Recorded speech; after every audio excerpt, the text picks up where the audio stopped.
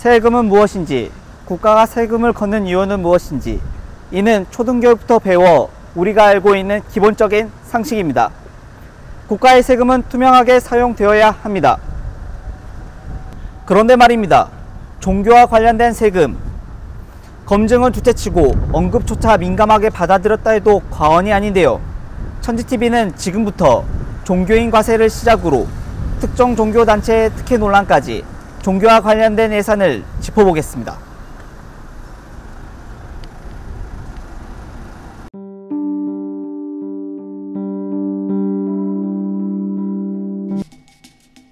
국민이 나라의 운영을 위해 모은 돈, 세금, 피와 같은 돈이라 해서 혈세라고 표현하기도 하는데요.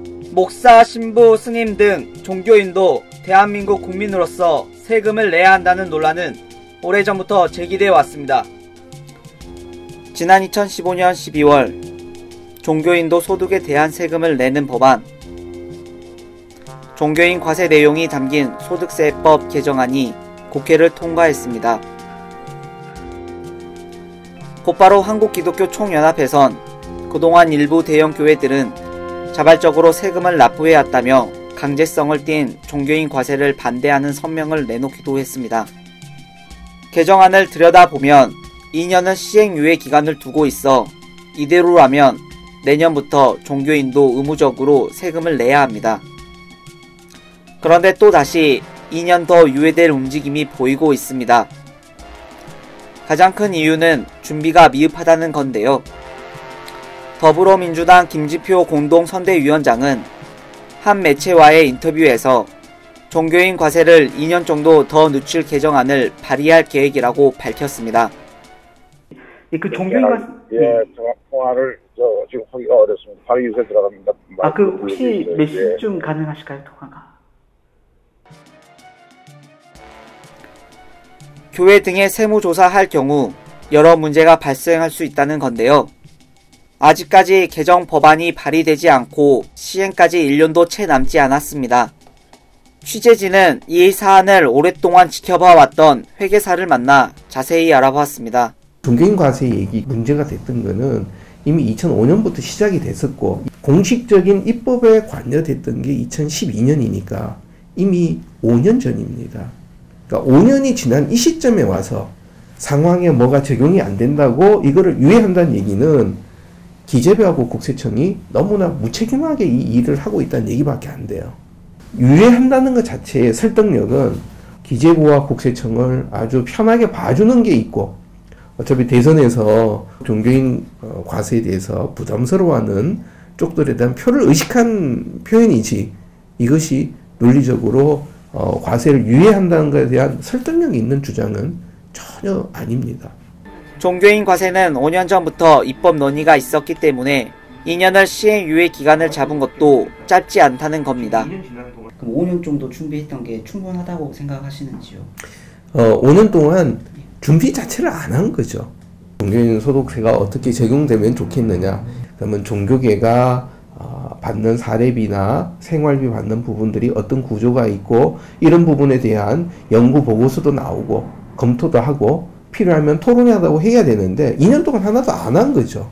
근데 이건 하나도 안 한 상태에서 단순하게 기간만 2년 더 뒤로 미룬다면 이건 의미가 전혀 없는 부분이고 2년 동안 검토한다 해서 그것이 어느 정도 반영될 거냐, 실제적인 부분을 반영할 거냐, 종교인들에게 이런 특혜를 부여하면서 어떤 유예해야 될 필요가 있느냐.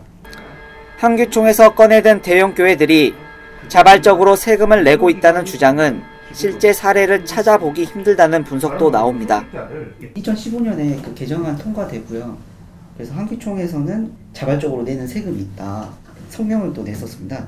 자발적으로 내는 것과 이번 시행에서 해서 내는 게 차이점이 있는지요? 세금은 다 자발적인 자진신고 납부입니다.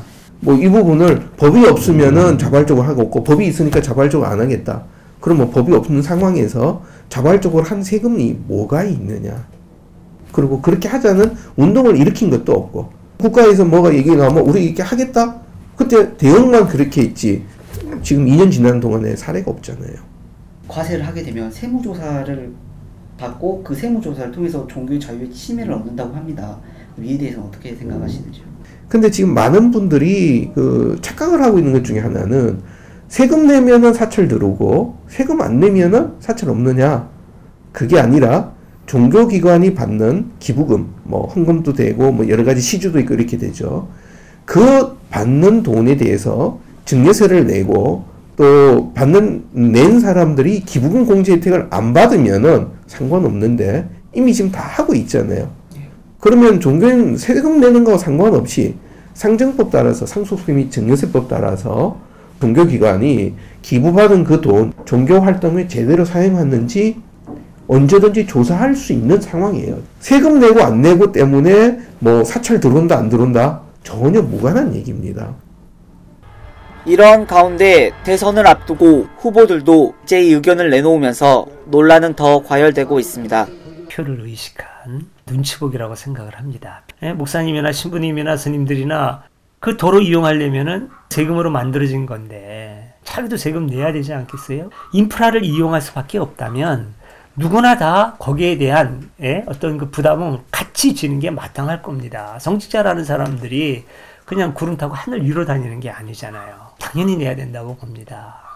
대선 후보 5명 가운데 홍준표 후보와 유승민 후보는 과세 유예 찬성을, 문재인 후보와 안철수 후보는 모호한 입장을, 심상정 한 후보만 유예 반대 입장을 보이고 있습니다. 아무래도 종교인의 표를 의식할 수밖에 없는 후보들. 물론 과세 문제는 종교인 중에서도 찬반이 엇갈립니다. 하나, 수년간 합의를 거쳐 개정안이 나온 만큼 대책 없이 미뤄지는 일은 없어야겠습니다.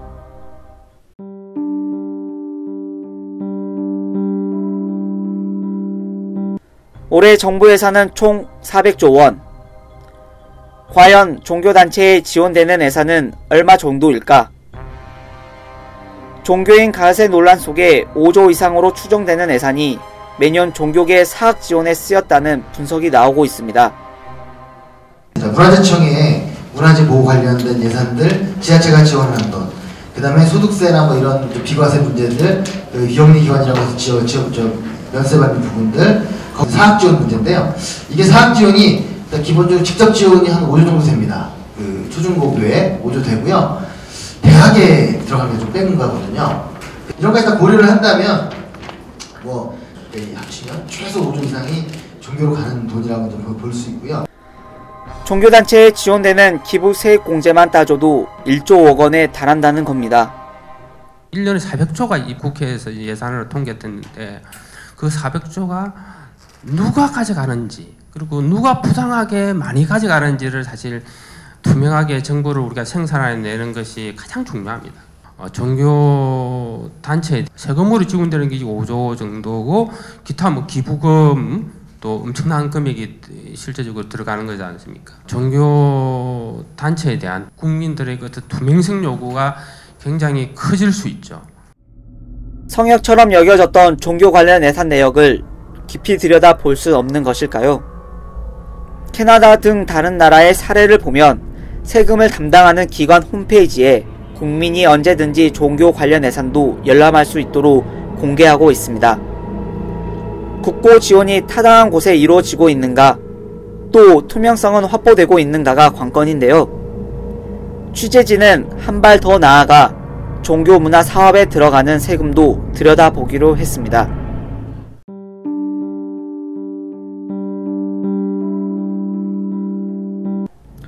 문체부 산하에 있는 종무실. 종무실은 종교 행정 업무를 총괄하며 종교 간 협력을 지원하는 업무 등을 맡고 있는데요. 종단의 크고 굵직한 문화활동과 종교문화시설 건립에 국고를 지원하고 있습니다. 그중 종교문화시설 건립 사업은 국가예산정책처에서 즉시 폐지 및 단계적 폐지 판정을 받은 부진사업 중 하나입니다. 더군다나 공익을 위한 행정인가라는 관점에서 보면 여러가지 문제의 소지가 있습니다. 정부가 일반 국민들에게 거둔 세금을 가지고 특정 종교를 위한 건물을 짓는데 국고를 지원해준다? 국가가 종교를 위한 별도의 지원과 편의까지 제공하는 것은 헌법에 명시한 종교 분리 원칙에 위배될 소지가 다분하다는 겁니다. 그뿐만이 아닙니다.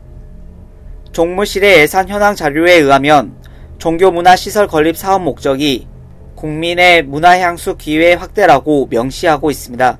그런데 원불교 역사문화기념관 건립, 천태종 전통문화유산 정승센터, 12.7 범람기념관 등은 종교 건물로 일반 국민들의 문화향수 기회를 주는 사업이라 보기엔 어렵다는 점입니다. 또 얼마나 투명한가? 소송문 밖 육사 유적지 관광 자원화 사업의 경우 서울시와 중구청 사업계획서에 청주교 성지라는 점을 강조해 형평성 논란이 일었습니다. 견지동 역사문화관광자원 조성사업 역시 명칭에는 불교 용어가 없지만 사업 주체인 조계종에서는 조계존 총봉산 성역화 불사라고 공식적으로 천명하고 있습니다. 문제는 문화나 관광에 지원한다는 명분을 들어 종교와 무관한 정책으로 착각하기 쉽지만 실제로는 종교를 지원하는 목적이 크다는 것이죠. 위장된 종교 지원 사업으로 볼 수 있다는 지적입니다. 이뿐만이 아닙니다. 취재진은 작년 종교문화시설 건립 예산을 분석해봤습니다. 불교와 관련된 건립 사업에는 94%가 배정됐고 다른 종교에는 모두 합쳐도 6%에 불과했습니다. 불교에만 치중된 건데요. 일부 거대 종단에 특혜를 주는 종무실의 실효성을 재검토해야 한다는 목소리가 나오는 것도 그 때문입니다. 불가능한 일을 억지로 하려고 하지 말고 안 하면 됩니다.